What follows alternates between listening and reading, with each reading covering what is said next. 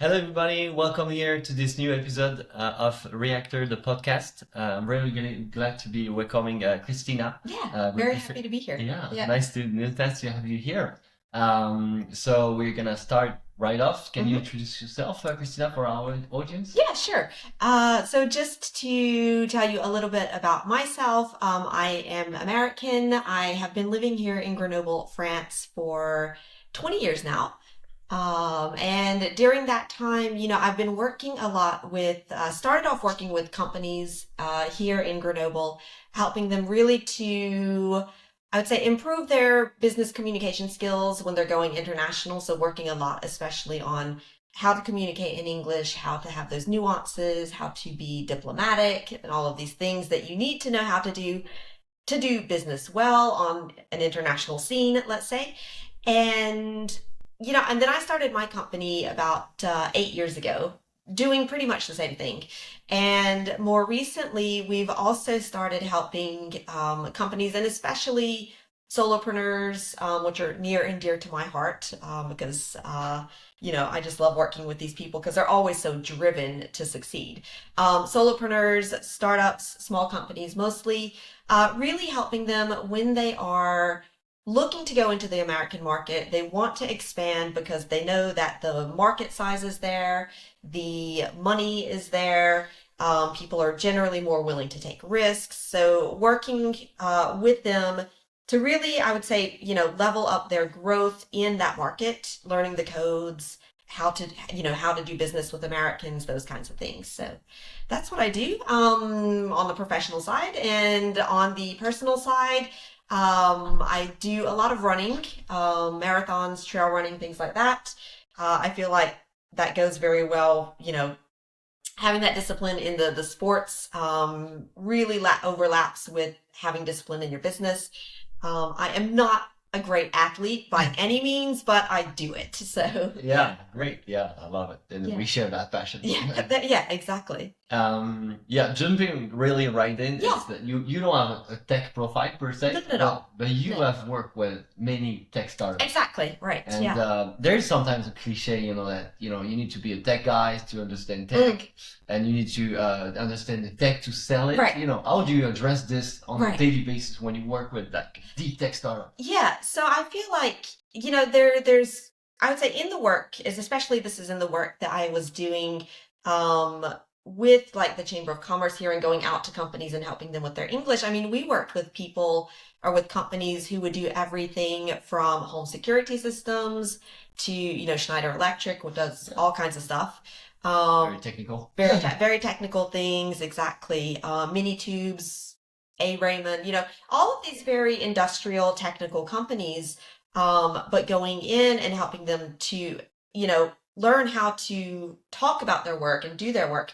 Me not coming from a technical background, there's a lot of learning on the job. So, I mean, like, we always found it fascinating on the team because we said, we learned about how, these circuit boards work or things like that. So you learn from the interactions, which means that, you are learning what your client is doing. But at the same time, you're there to help the client communicate about what they do. And often, very often, these very technical profiles are going to go into situations, whether it is a sales situation, whether they are at a trade fair, where they are going to be talking to people who do not have that technical profile. And so learning how to take a very high tech, very complex concept and being able to break it down and to explain it to someone who does not have a tech background, that is a skill. And so that is kind of like the skill that we would really work on, which means that I don't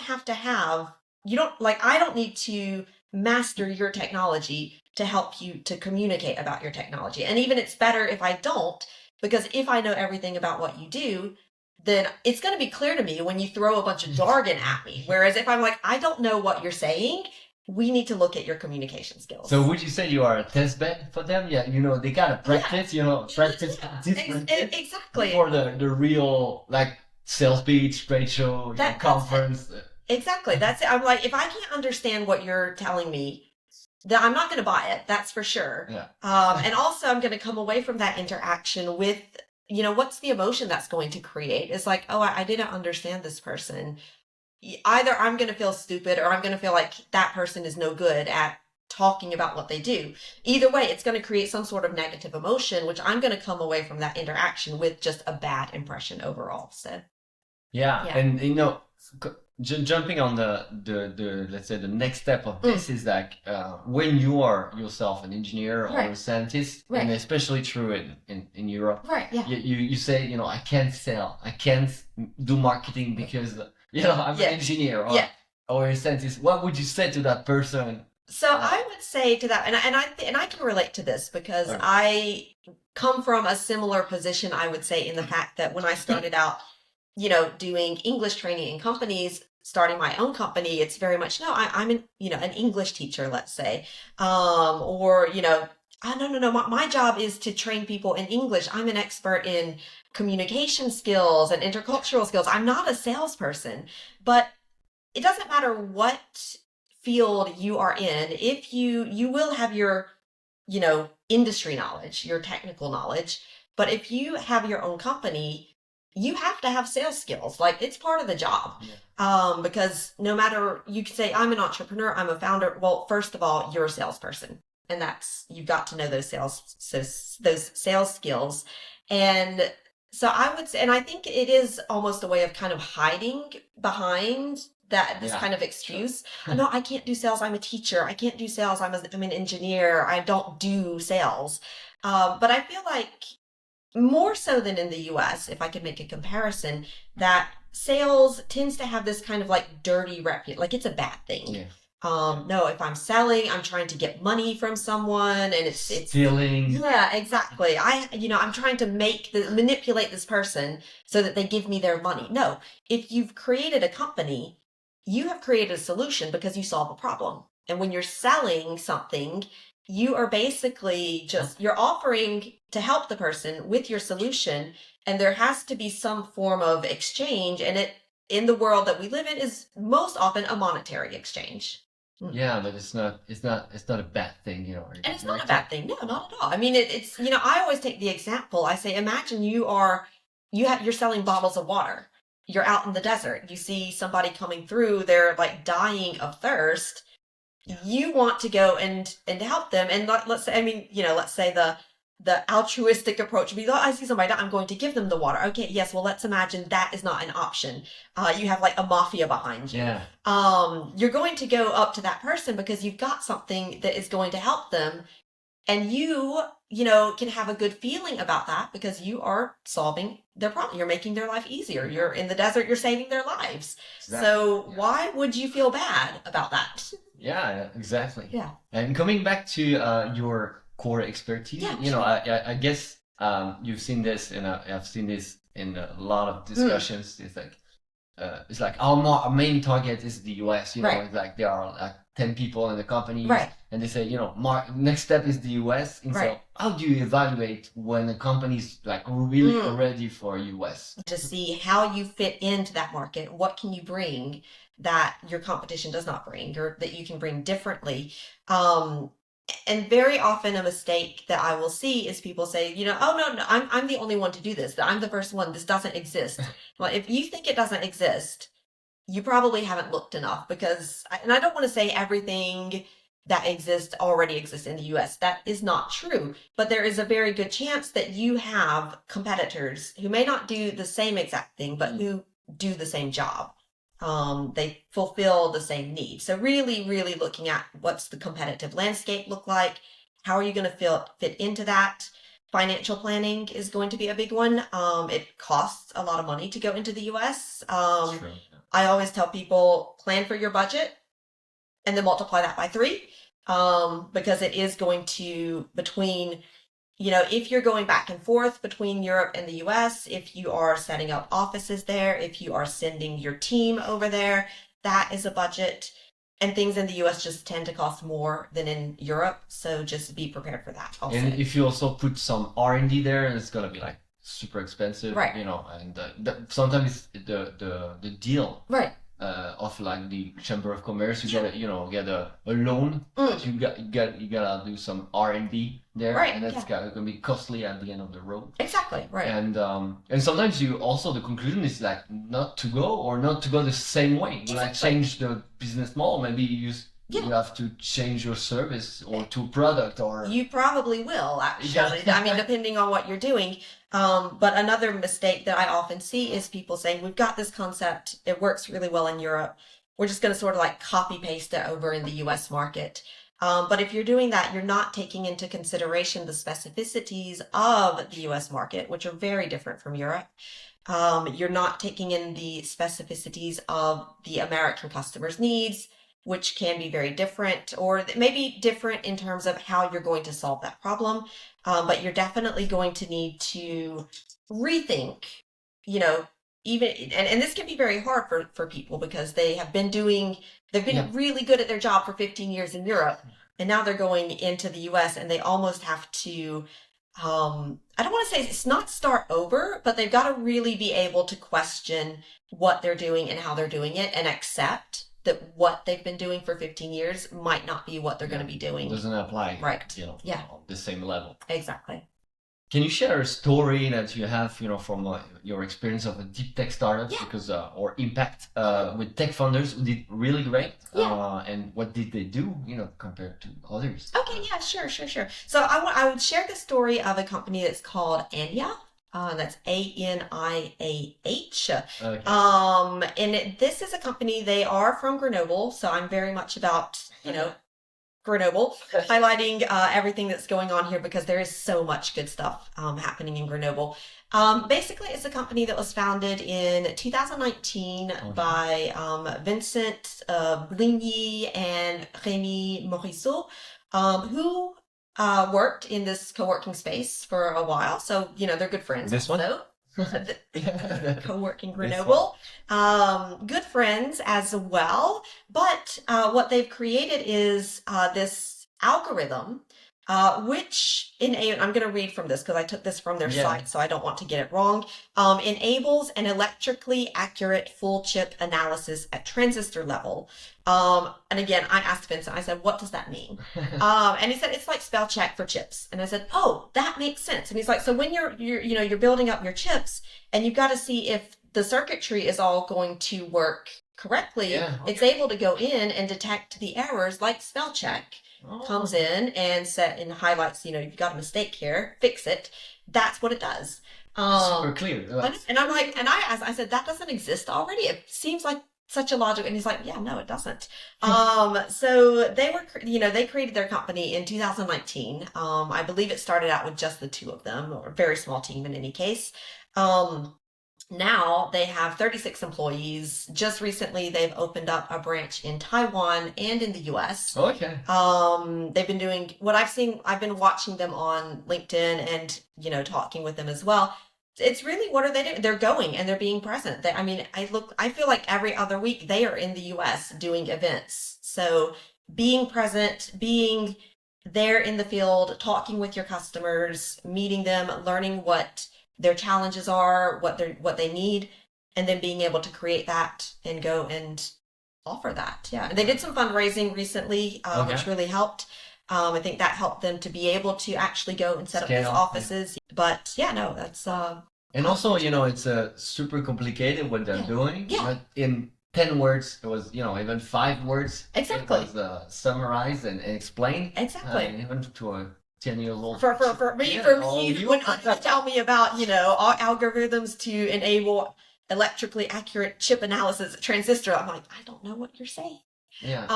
But then being able to explain it in very simple ways. And, when you are, for example, in a trade fair, you want to start out with those very simple explanations to kind of evaluate who's in front of me. Who am I talking to? It may be someone who's like, you give them a very simple explanation and they come out with the more technical reformulation of what you do. All right, you've got a really tech person. You can talk with the jargon. And sometimes you might have somebody who is not in that field, but who might be something like an investor, could be a potential client, the buyer in another company. Media, exactly. So you want to be able to start off making sure that anybody can understand your message.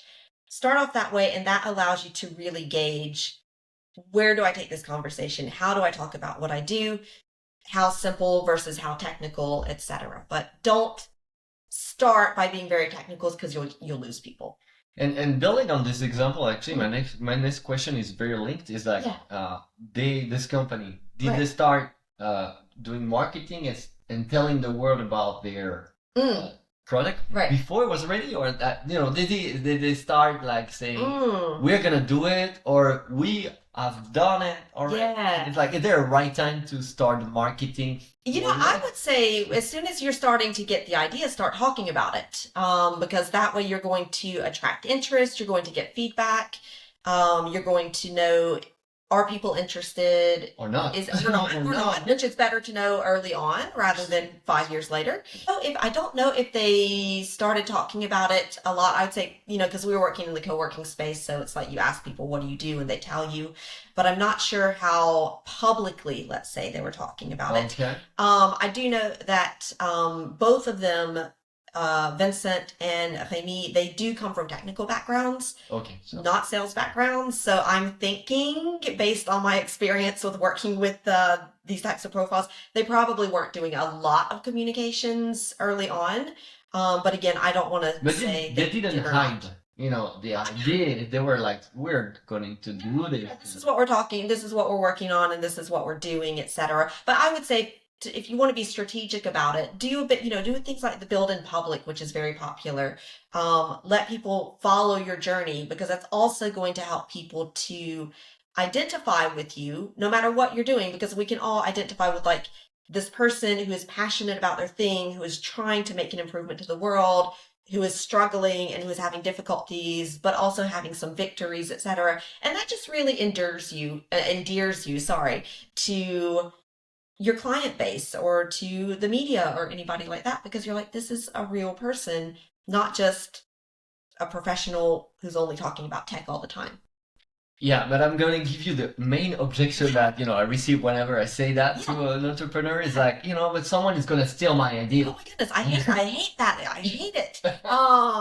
So you're absolutely right. But again, if we go back to what we said earlier, you're looking in the U.S. market. Probably there's somebody who's doing the same thing as you. The idea is not important. It's the execution on the idea. So you can have the idea. I mean, Vincent and Remy, they had this idea. Oh, look, we have this idea to be able to correct silicon chips. Great, I've got your idea now. I don't know how to execute on it. I don't know how to do that. So it's not, yes, people are going to steal your idea. Your idea probably already exists in some form. Sure. But what is really going to make the difference is being able to come up with a strategy, come up with a plan, execute on that over the long term, regularly improving, and not a lot of people are going to be doing that. Yeah.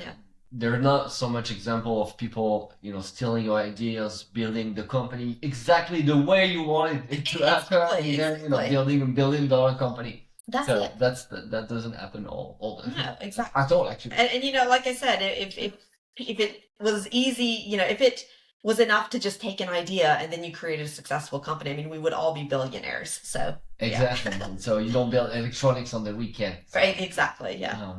And for you, according to you, what is the most critical deep tech or climate, topic right now? And maybe not the one that everyone talks about. You have like an opinion that there is something we should put our focus on? Yeah. I would say, I was going to say the easy answer to that is things like sustainability and blah, blah, blah. But that's what everybody's talking about, and everybody knows that. I would say one of the things that I see, especially here in France, and I don't know if it's the same in Europe, and this is what we were talking about this yesterday, actually, is when you have a lot of startups, for example, of course they need money to build whatever they're building, because it's often very technical. It takes a lot of research, machinery, etc. But I would say, rather than focusing your energy on things like getting government money, getting public financial aid, etc., focus on finding who are your clients. Are people going to be willing to take money out of their pocket whether that person is an investor or a company, but are people going to pay for what you offer? Because if you are building up a company and you're kind of existing thanks to public government money, you're going to get to the point maybe 5 years down the line, you're not going to have any more options for those, that public money. And you're going to find out nobody's actually wanting to give you their private money for what you're selling. And then you kind of wasted, I don't say you haven't wasted the time because you've learned a lot. But I would say rather than looking for like a proof of concept, look for a proof of customer base. True.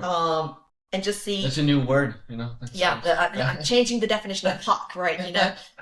Instead of proof of concept, proof of customer base, proof of clients, and going out there and confronting that. And I think that is a big difference between, sort of the French or the maybe European approach on a broader scale and the US approach, where it is a lot of private, investment capital and things like that. So, it's like building profitable companies the way. No matter Deeptech, climate, impact. That's it. Yeah, exactly. Yeah, it's a lot of these companies, when I hear they've existed for 10 years and they're not profitable yet, I'm just like, how do you do that? Grants and grants and grants, and then there's no market. Yeah, exactly. Yeah. Moving on to personal branding, because that's something that you're fond of and you like a lot. And I've got to talk to employees and as well as founders, and there's like cleavage and different opinions on that. It's like, let's take the CEO, CTO, CEO, whatever, COO. Once they start a company, they actually forget about their own personal branding and they say, I am my company. I've heard that a lot. Yeah. And so what's your take on this? If you're a CEO of your company, what should you do for your personal branding or not do? Okay, sure. Yeah. Well, definitely you if you are the CEO of your company, you are the leader you are the face of your company. You are the sort of embodiment of your company. Just one statistic about that. For example, if you look at the CEOs of the companies on the Fortune 500 list, and we compare them to the CEOs on the CAC 40 list, 97% of CEOs on the Fortune 500 have an active presence on LinkedIn. Meaning they post at least once a month, which is not super often, but at least it's regular. And hey, they're running a Fortune 500 company. They're not spending 3 hours a day on LinkedIn. So, but they do have a presence and they are communicating. Compare that to the CAC 40. It's something like 47% of CEOs are active on LinkedIn, meaning posting at least once a month. So there's a huge difference there. So why do you want to be doing that? Well, it's because, again, we don't identify with companies. We identify with people. Sure.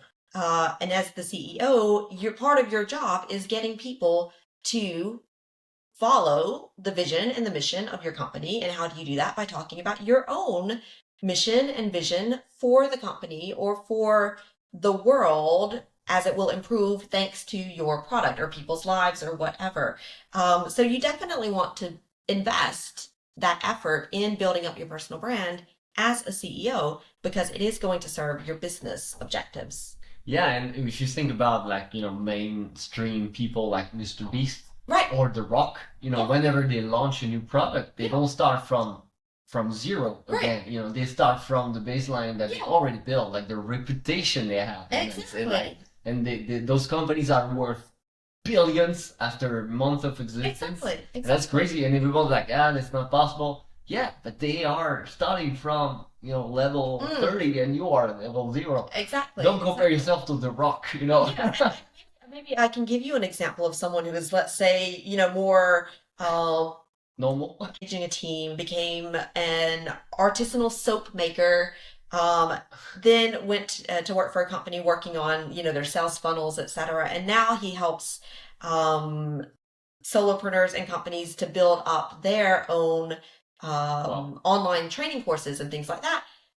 And the reason that he's been able to do all of these things, which are very different fields with very different audiences, is because throughout all of that, he is really good at the personal branding aspect, talking about him, his values, how he works, how he approaches the work that he's doing, whether it's making soaps or making, press releases.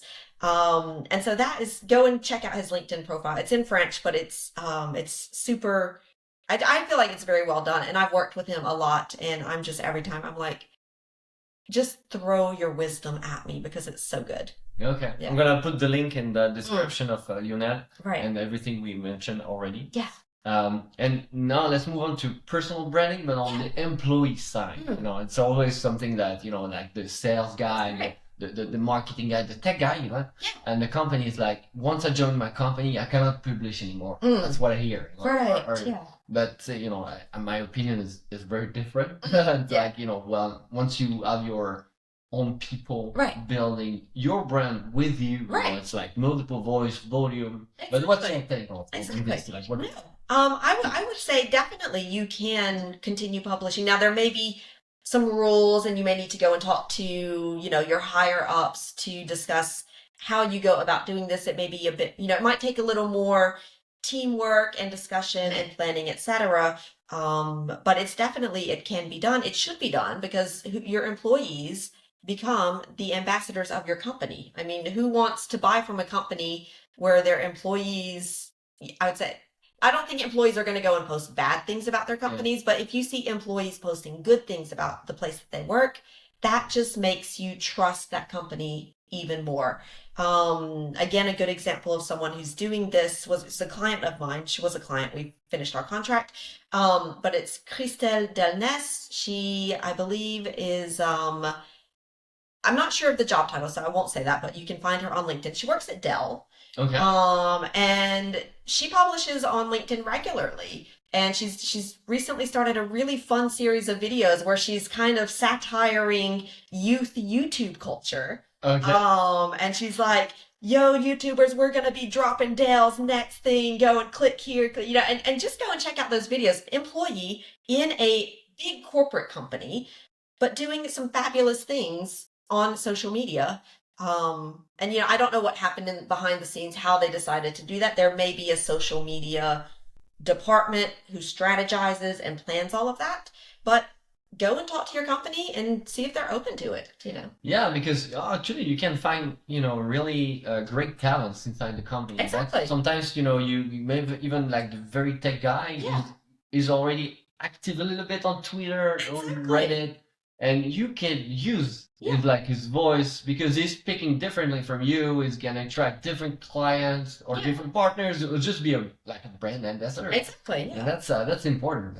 And you know, after they can leave, and they still have that personal branding with them. You know, that's it doesn't leave them. It's important. And if you hire somebody with already an existing huge base of you know, you can leverage that. Exactly. So that's something you know. So if you are out there and you want to publish, you know, go talk to your boss and then start publishing. It's very important. Yeah, exactly. I would say though, if you are an employee in a company and you're going to be talking about the company, you probably want to go and check that with someone, you know, your superiors. Exactly. Definitely. Yeah. Another thing I've also seen is just people say that, you know, these opinions are my own and not reflective of the company. Sure. So there are ways to do that. And as you said, you know, LinkedIn is still a connection, a network of people. Of people. Yeah, and it's why company pages are on LinkedIn. They do so poorly because nobody wants to connect with the company. We want to connect with the person. Yeah, exactly. Yeah, 100% agree with you. Do you know someone I should invite to this podcast to talk about more like deep tech, climate sales? You know, sales and marketing. How do you turn this fancy techs and impact company or climate into like your business? Right. Okay. Right. So I'll give you two people. Okay. Because I wanted to have a guy and a woman. Right. Because I know that women in tech, you know, they're sort of a minority. So I'm like, all right, I want to find a woman, and it was really easy. She actually came to me first.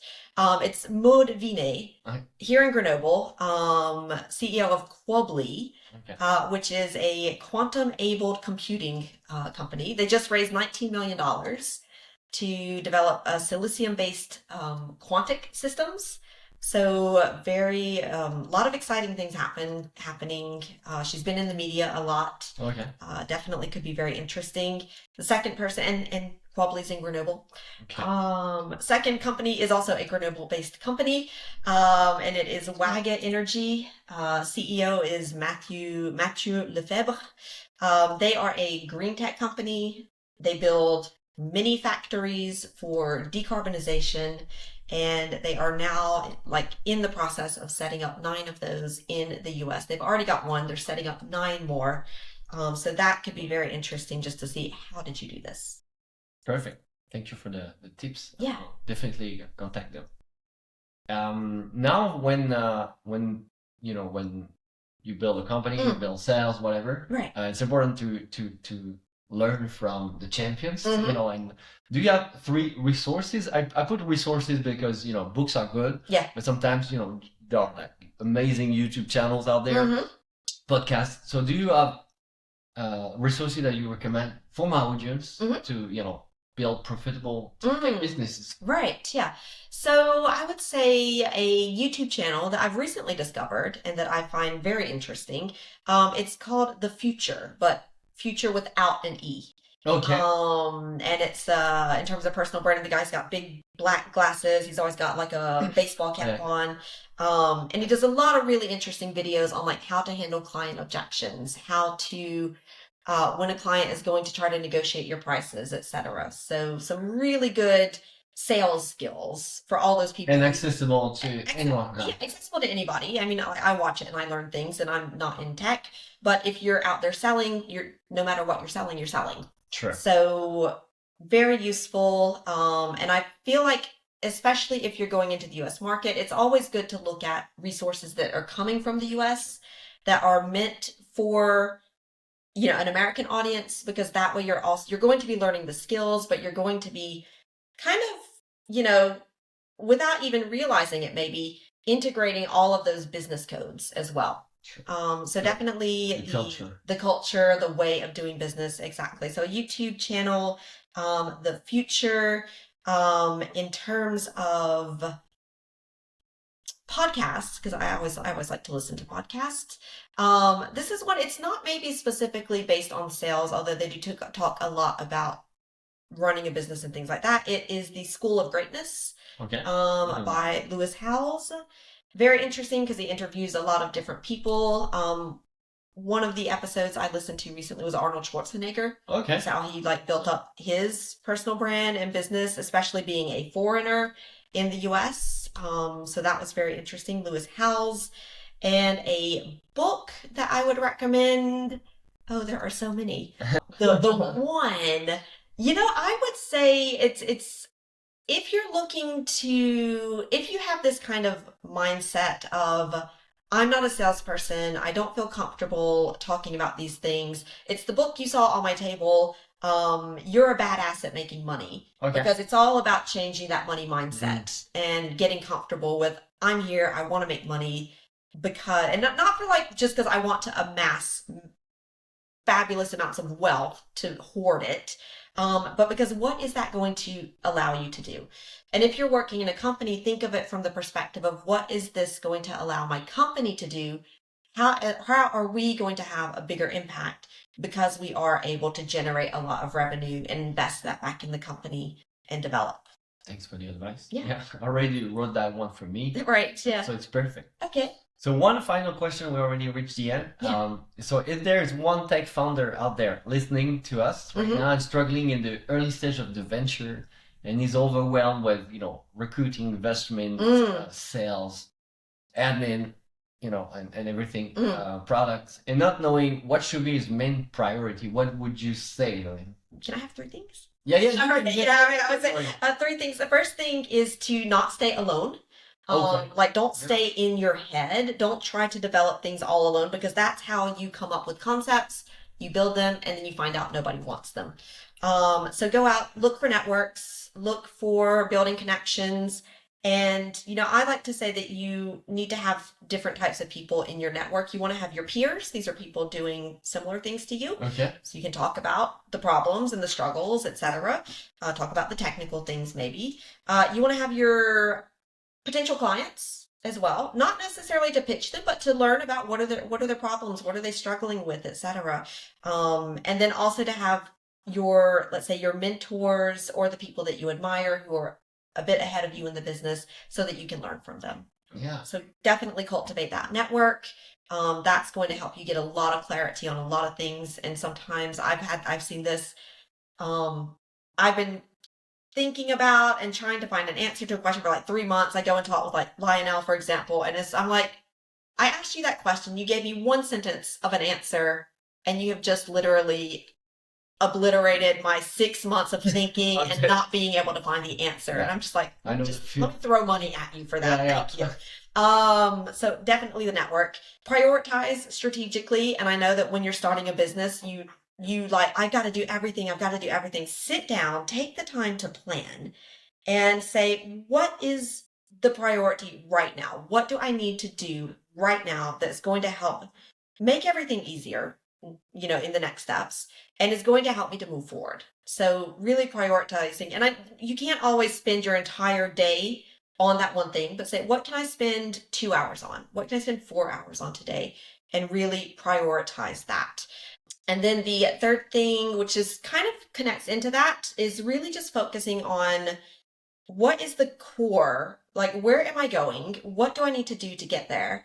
And then focus on that. I think it's the book, The One Thing talks about. What is your one thing? Dedicate the time necessary to moving forward on that.